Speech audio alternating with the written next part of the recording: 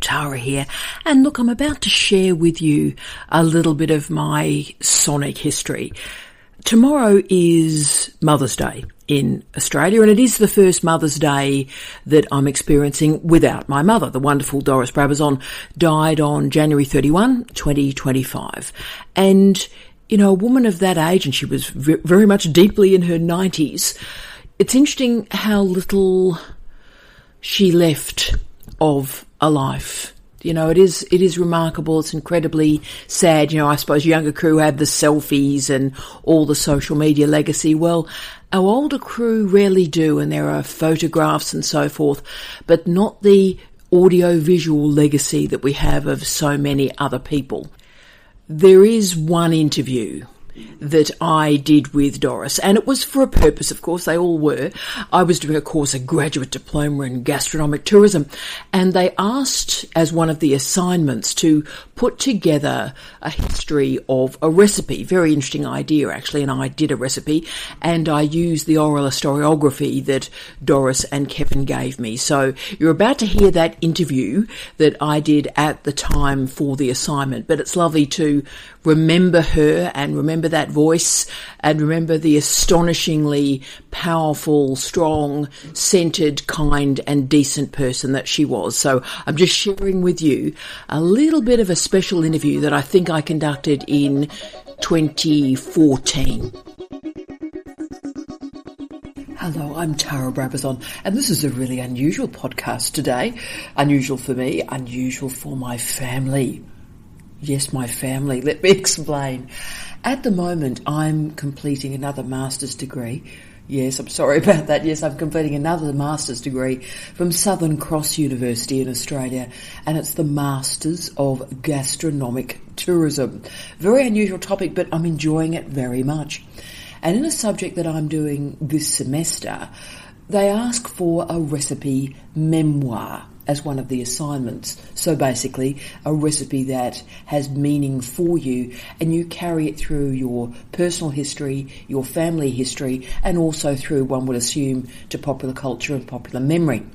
I do have such a recipe called chocolate goo that actually has nothing to do with me, but is literally passed down via food through my mother, my brother, Stephen Brabazon, and right the way through to me as well.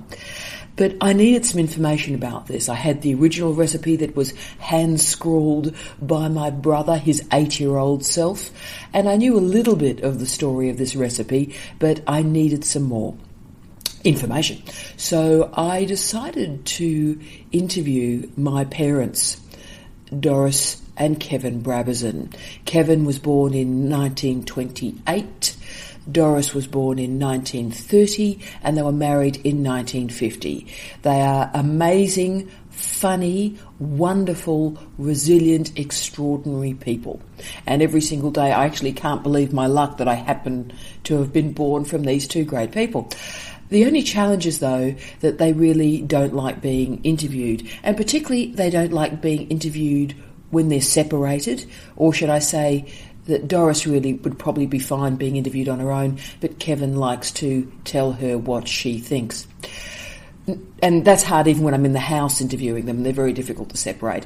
When the interview happens over Skype, because I'm in Bathurst and they're in Mandurah in Western Australia, it's almost impossible to separate them.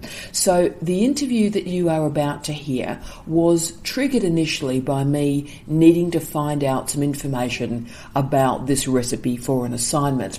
But I did decide, as is the nature of understanding gastronomy, that all food has context, and social history is integral to food. So I wanted to take both Doris and Kevin through a food historiography of their lives. And while there were some quirky and weird things that did occur, there is no doubt that I found out some remarkable facts, information, interpretation and ideas about not only the food through their lives, but the food through their parents and indeed, in my mother's case, her grandmother's life. And through these interviews, you will hear a great deal, I think, about the nature of Australia's colonial history. before and after the Second World War, and particularly, and this was fascinating to me, before and after the Depression. And the Depression, clearly, and the impact of that on food had a major effect on the pair of them. In oral historiography terms, this interview is not a clean one. They answered each other's questions, they corrected each other, they wouldn't basically leave each other alone. At one point you may hear, I'm actually interviewing Kevin on his own, but you'll hear a rustling of pans in the kitchen behind him because Doris wanted to hear what he had to say, so she didn't go too far away. So, look, it's a fascinating interview. It's a fascinating moment in time. It's a moment in our family. But also I hope you hear how important food is to thinking about family histories. So I hope you enjoy, and yes, you're about to meet my extraordinary parents, Kevin and Doris Brabazon. Are you ready, Kevin? Oh, yes. Okay. Good morning. No, don't even do good morning. Hello, I'm Tara Brabazon, and this is one of those rather remarkable events that happens in life. I'm interviewing my father, Kevin Brabazon, the only person on the planet who has more to say about anything than I do. Kevin, easy question to start with. Can you tell me when and where you were born? Yes, in northern Western Australia in 1928. And where is northern for people outside of Western Australia, Kev? 100 kilometres east of Perth. Excellent. So do you think, remembering the period you were born and your childhood, and you were there till, what, about 17, Kev? 17, yes. So for those first few years of your life, what specific challenges existed in rural Western Australia compared to Perth at that time? Oh, no, nothing of real important. It was through the Depression years. Northern had gone through the Depression of the early 30s. And about 1934, there was a large flood in the town. The town was all flooded, and to initiate work, they put a whole new drainage and sewage program right through Northern. So that kept a lot of work, was right through until the war started. So 36 to 39, Northern was fairly busy because anyone that could use a shovel was working, doing the sewage and drainage installation. Yeah. Kev, were there problems with transportation or communication at that point? So even now in contemporary Australia, there are challenges in rural and regional areas of which you and I are both in terms of transportation compared to, say, Perth or Sydney. No, Northern then had 6,000 people living in it. It's got 2 or 3 now. The railway line right through to Kalgoorlie went straight through Northern, so there were regular trains. There's better train service then than there is now. And isn't that brilliant and fascinating in itself, and a demonstration about the importance of infrastructure? The next question, Kev, is about cooking, and who cooked in your household in Northern at that time? Not only there, in every house. The mother cooked. No one else cooked. Okay. The mother of the house cooked. Yes, and did this mother have a name? Yeah, Jess, my mother Jessie. So tell us a little bit about Jess. When was Jess born? Was she born in Australia? When was she born? She was born in Northern in 1905, in Northern. And did she have a profession beyond being wife and mother? Did she have a job or an occupation? Oh, she was a typist and secretary at a local store until she got married. And then stopped working at that point? I stopped working, yeah. When I started working. And Kev, what did your father do, and what was his name, and when was he born? Now, Dad had been a farmer. He was farming in Cunderton in 26 through to about 1931. And things were crook on the farm, and then one of the partners died.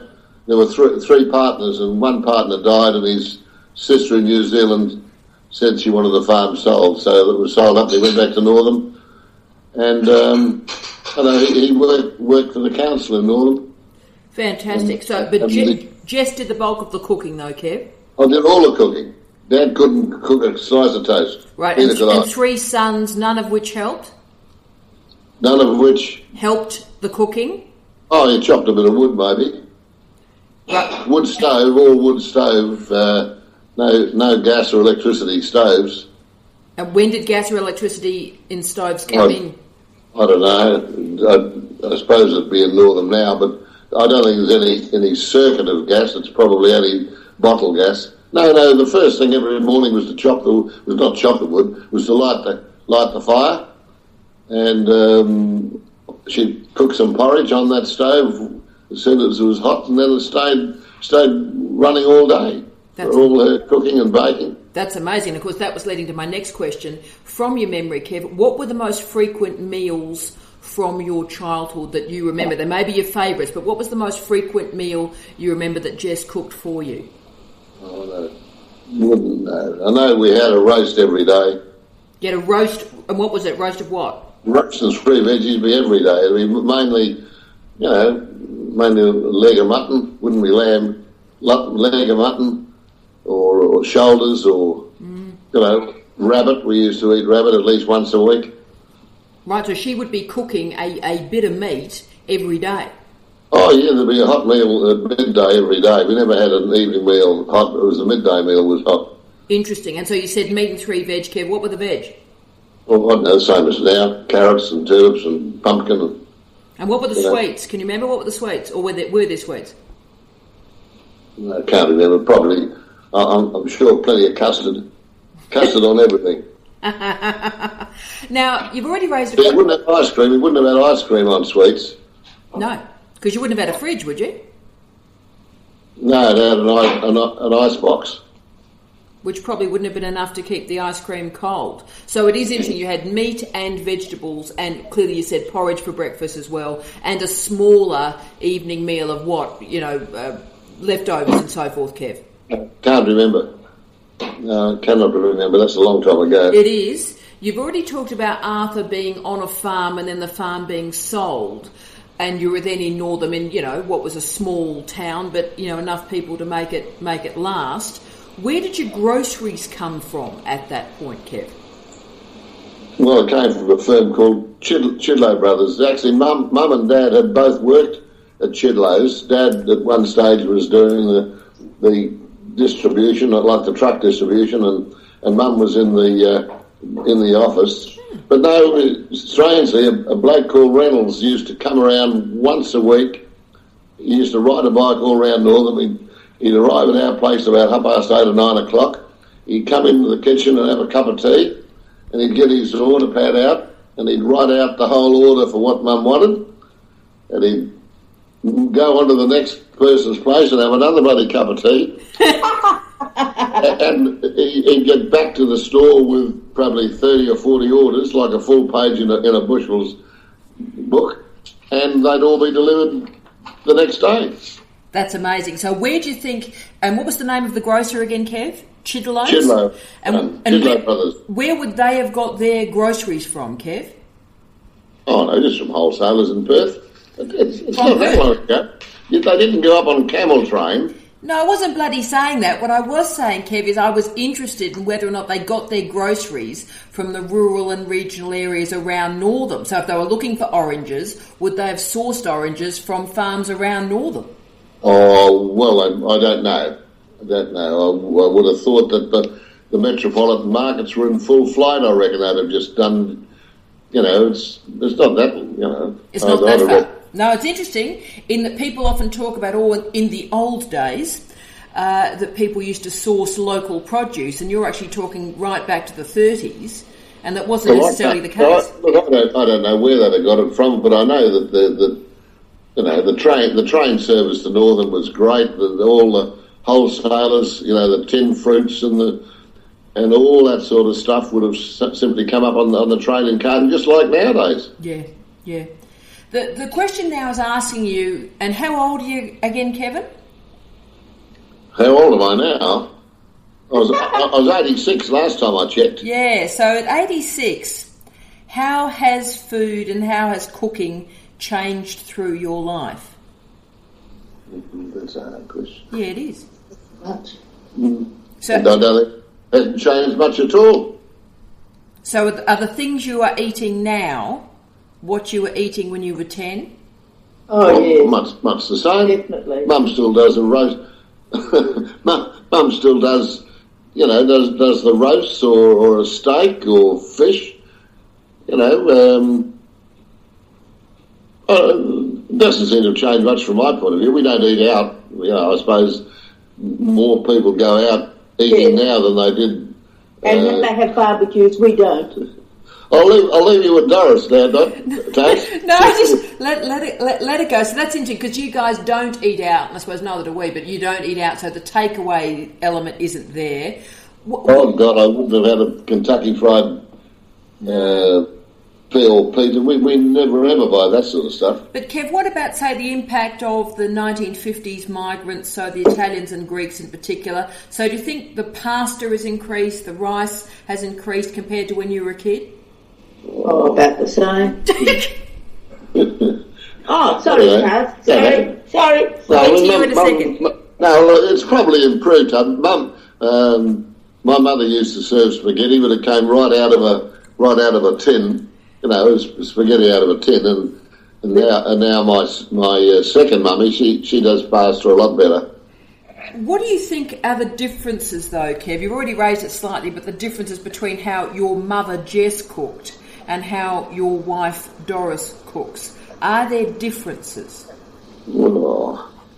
I can tell you different ways of doing it. Like Mum was doing it all on sort of pots on stoves and baking dishes in the oven, whereas we were either doing microwave or we're doing slow cooker. The appliances that make it different, but by and large it's the same food.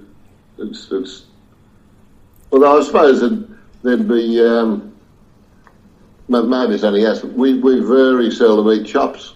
I suppose we had a lot of chops as a kid.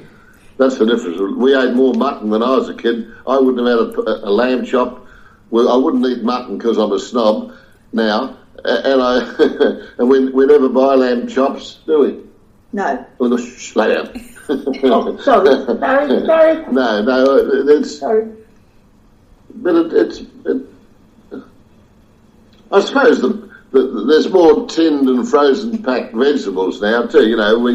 We would always shelling peas or Mum would be dicing beans, but now you just buy a pack that's got 5 veggies in it and that's it. You don't have to shell the peas. That was one of the jobs for kids to do, sit down and shell peas. So the preparation element has transformed, and also, as you've said, the microwave has increased the speed of cooking.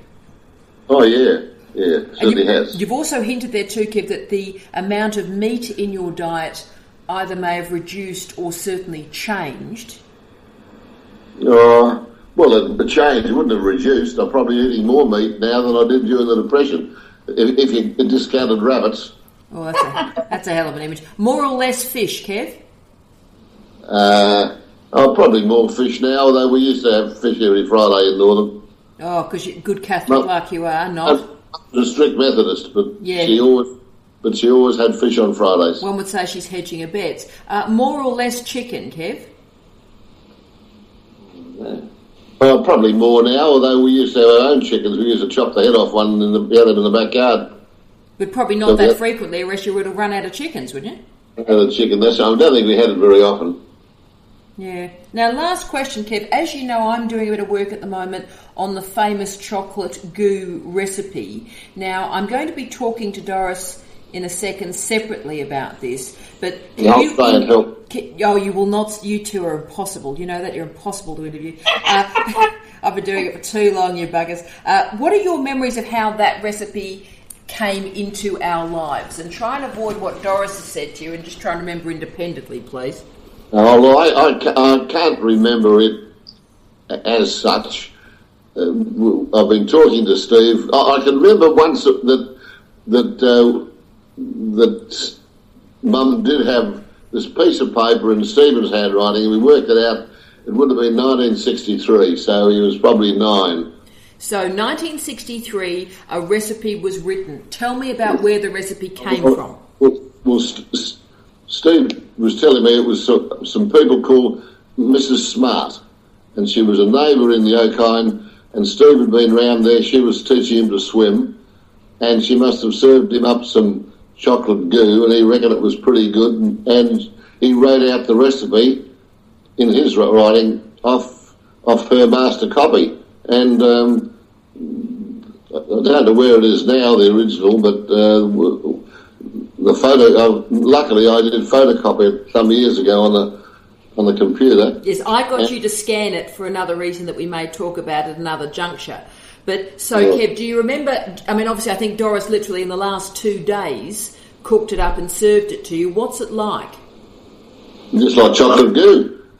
No, it's Delicious. no, it is a very, very nice and a nice sweet and easy to cook.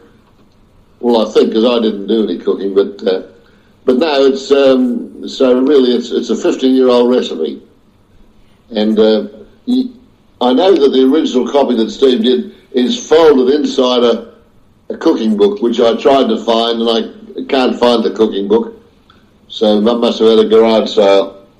No, it's been lost in all the moves probably, because I can explain the book, Kev, but it's interesting. It was digitised, and actually I asked you to scan it, and the interesting thing is, if you hadn't scanned it, we would have lost it. Yeah, no, it's luckily it's saved forever. Oh, you bugger. Kevin, thank you for the interview, and now the interesting bit of the scenario is now going to occur. We're going to move to Doris, who's already had a say throughout Kevin's conversation. Now, Lost it, yeah. Yes. I'll be struck dumb. Yeah, well, that's never happened in 86 years, but still moving on. Doris, are you ready? You may have to focus and not read the magazine, Ma. Okay. She's looking up a cookbook. Right, that's great. Are you ready, Ma? Ready? Right.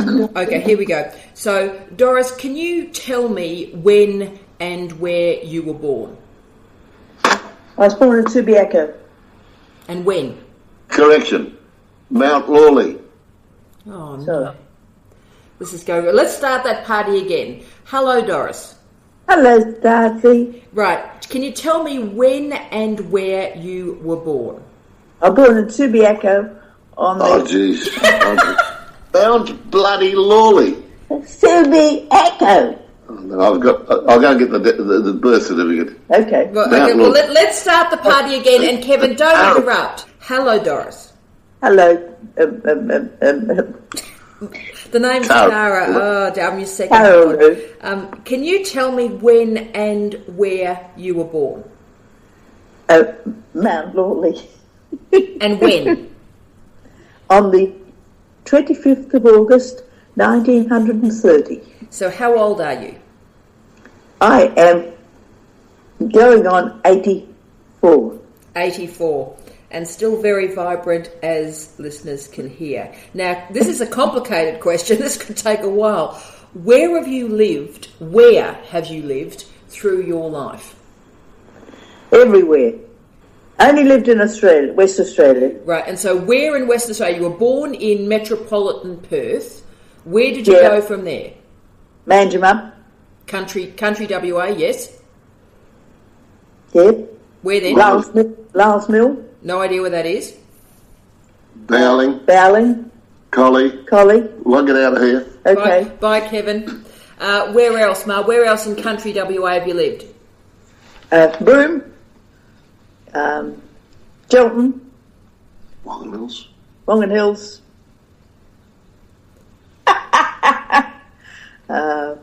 I went to boarding schools till I was 14. Yeah. In Manjimup, Collie, Perth, South Perth. Did you ever live back on a farm when you were an adult? Yes. West Swan. And how long were you in West Swan? 7 years. 12. 12 years. 12 years. So, and what did you do on the farm, Ma? Milk the cows. Prune the grapes. Pick the grapes. Made a bit of wine. And that would have been great. By memory, it was a really appalling wine. Now, Can you tell me something through your childhood? And obviously your childhood was a bit complex. As you've said, you lived through multiple places, including a convent school and including out with your grandmother where there really was absolutely nothing, no facilities at all. What did you eat during your childhood? Very little. When I was in the convent, you'd have a bit of porridge for breakfast. You'd perhaps have a bit of bread and perhaps a few veggies, perhaps a bit of meat, perhaps. And for tea, you'd have a bun. That was a meal at the convent. Your parents also had a grocery shop for a while, didn't they? Yeah, forever. And how did you eat when you were back living with them? I just pinched stuff off the counter. And what sort of stuff did you pinch? Oh, anything that was available. Chonkies, watermelon, rockmelon, fruit. So you had a greater diversity of food from the grocery shop?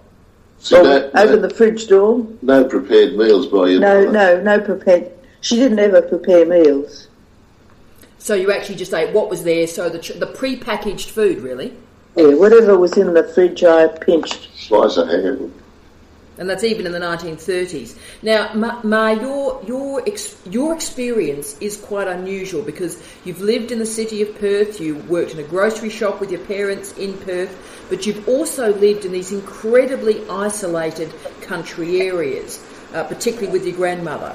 So how was food gathered? How was food consumed differently in the country and the city areas? Well, she'd go and shoot a kangaroo and hang her up, and we'd eat off that. She'd cut and cook from the kangaroo, or we'd go and trap some rabbits. We'd go out trapping every morning. We'd bring back about 6 rabbits. She grew all her own vegetables. She grew a lot of vegetables, dug her own well so that she got water. But she was an amazing woman. And tough. So basically, whatever you ate, you had to go and find. Yeah, well, no, she would. She'd kill it and pull the skin off it and cook it. Whereas, what did your mother do in an urban environment? You obviously didn't go out and kill a kangaroo. How did you get food, and then how did you cook it or not? What do you mean? My mother? Yeah. She never had anything like that.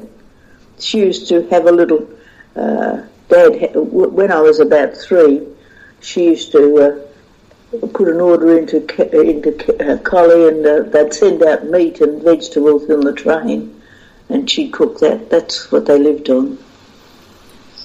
Fascinating. So thinking about your life now, and you're very healthy and very well, how has food changed through your life? Compared to how food was thought about when you were a child, how do you think about food now? What you eat, how it's prepared, how it's cooked? Oh, well, I go to the supermarkets and pick out all the nice things that I want and bring it home. And how is that different? How has the actual type of food you're eating changed, Ma? Oh, well, I'll pick nice bits of pork, nice pieces of chicken, nice pieces of steak, a bit of bacon, and all the veggies in the shop that appeal to me, salads and all that sort of stuff, bit of tin stuff. So if I'm reading from that, the choice of food that's available now is incredible compared to when you were a child. Oh, unbelievable's the word. So it's the choice. And, I mean, do you tend to buy food from around the world or just buy Australian-based food? How do you think through your life the type of food, whether it be through the migrant populations that have come into Australia, how has that changed what you're buying? Oh, no, I buy tinned tomatoes from Italy. Mainly tinned pineapple from Queensland, but just everything's very nice these days. Whereas you think the quality of food was a bit more uneven in the early stages of your life? Oh, not uneven, it's just whatever was available to us. I think that's a very good analysis, that actually what's changed for you in terms of food is the diversity of food that is now available that you can buy. Oh, yes, completely different. I think that's excellent. I think that's an excellent point. Next question comes from that. Doris, how do you think your cooking has changed? We've talked about how the food has changed. How has your cooking changed from, say, the early days of your married life through to now? Well, when I was first married, I didn't have much time to cook because I had a full-time job, and Kevin was hardly home. He was working on boats and working nights and whatever was. I just kept enough food in the place to make sure he didn't die. Yeah. So in terms of early in your marriage, you didn't have a lot of time to cook, so you simply cooked what was available. Yeah. Oh, I was working in the shop. I'd take home what I wanted from the shop where I was working, or when I was working in the post office, I'd have to slip out and get stuff at the shop while I was free.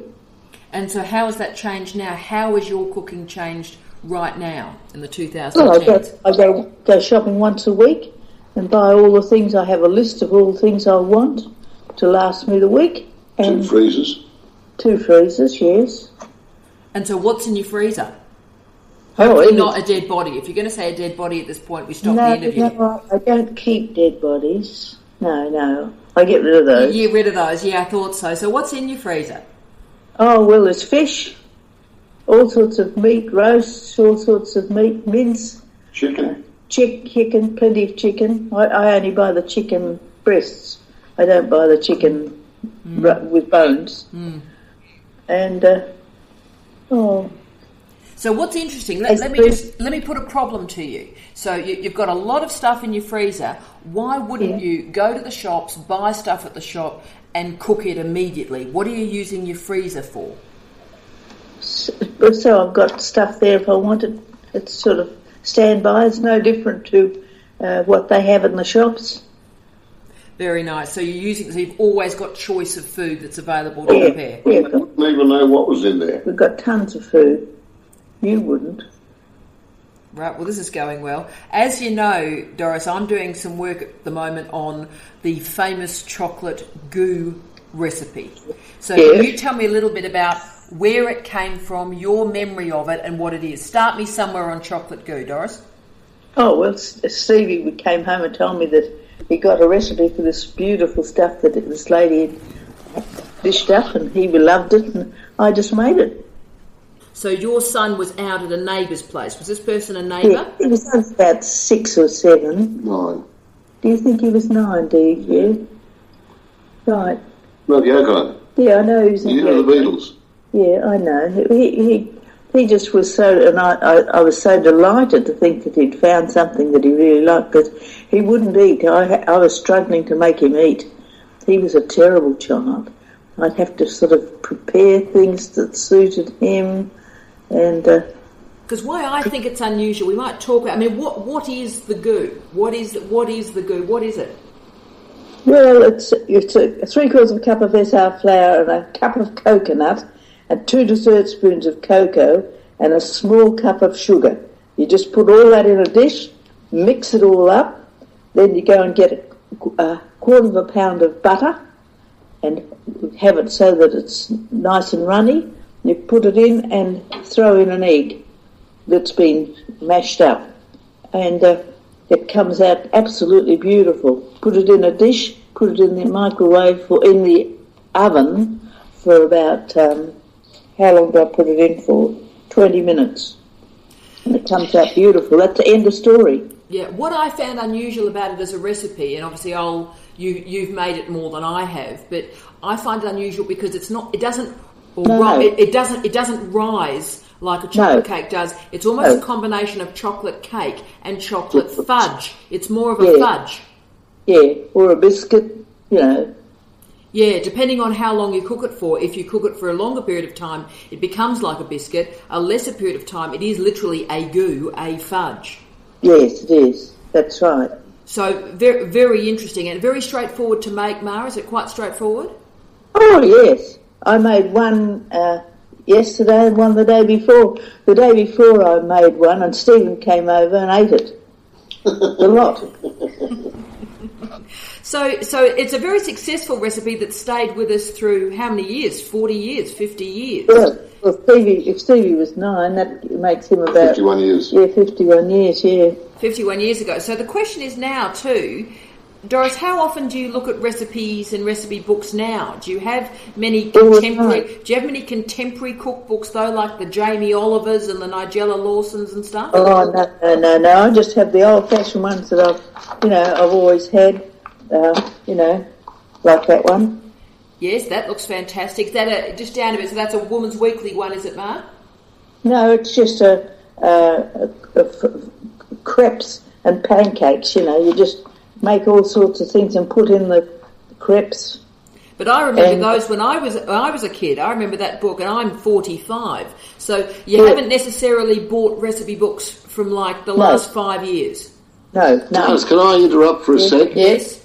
I might say to Doris, how would it be? Could you make me some muffins? Yeah. And we looked through 3 or 4 books looking for a recipe, couldn't find one. So I go to my good friend Google, and I put in muffin recipes and look at them, and I print it out for your mother and take it out. And I made it. She makes muffins, and then she puts that in amongst her books of recipes. Now, isn't that a fantastic analogue digital story? So Doris has all these recipe books from 20, 30, 40, 50 years ago. In fact, I even think she's got a CWA from your mother, Kev. And what you do is, if you're missing a recipe, Kevin goes to the internet, goes to the World Wide Web, and finds a recipe which he then prints out, and you put in your old cookbooks. Yeah, and I make it there and then. If he likes it, well, we keep it. If we don't, I'll tear it up. Do you ever watch the food programs on television? No, never. Why not? Oh, just boring. Let's hope that didn't come out. That's really funny. Last question, Doris, and as always with you, I've learned something. Oh, my goodness me. Do you make many cakes now? Why or why not? No, it's only if, I feel like something. I cook quite a bit of pastry, but, whatever we fancy, I can make. Can I repeat something to you that you said to me 10 years ago, and you can call me a liar if you so choose? Okay. What you said 10 years ago to me was, I've stopped making cakes because I can buy a cake from the shop cheaper than it would cost to make it. Yeah, that's right. Well, you go to the shops and you buy a little bit of cake, and it's gone in a day or two, whereas if you make it, it bloody lasts for a week. But also, are you finding that buying the actual individual ingredients and cooking it up and putting the oven on, actually the availability of many, many different types of cakes just makes it a lot easier? Yeah. Do you think the convenience level of food and cooking has increased through your life? Oh, I'm sure it has. They do everything to make it easier for everybody so they get the business. I think that's a very good point. Doris, thank you for your wonderful insight, as always, on... Yeah, you're a dag. Was that interesting? It was fascinating. That was a really I'm in the background.